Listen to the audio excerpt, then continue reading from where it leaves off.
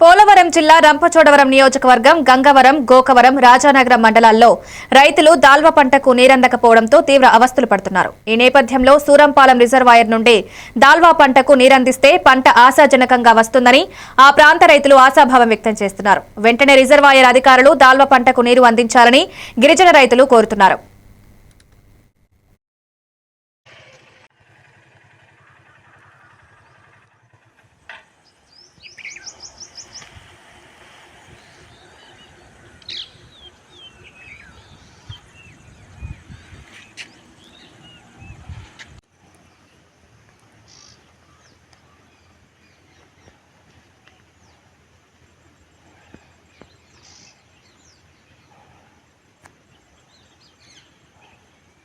ఈ గిరిజన రైతులు రిజర్వాయర్ వద్దకు వచ్చి అధికారులను అడుగుతున్నారు.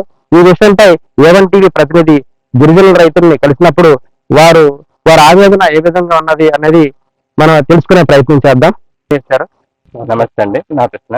మాది సూరంపాలెం. మేము ఇక్కడ కొంత 5 ఎకరాలు వేసామండి. అది అయిపోయింది. అది సరిగ్గా కూడా నీరు లేక సరిగ్గా పోయింది. అది తర్వాత మళ్ళీ రెండో పంట 5 ఎకరాలు ఆకుమడి వేసాము. ఇప్పుడేమో నీరు అందక అది కూడా ఎండిపోయి చచ్చిపోయే పరిస్థితి ఉంది.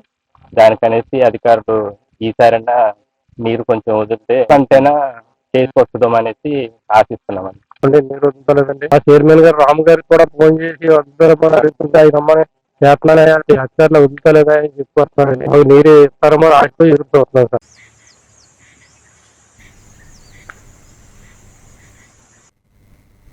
ఇవి updates. Keep watching A1 TV news.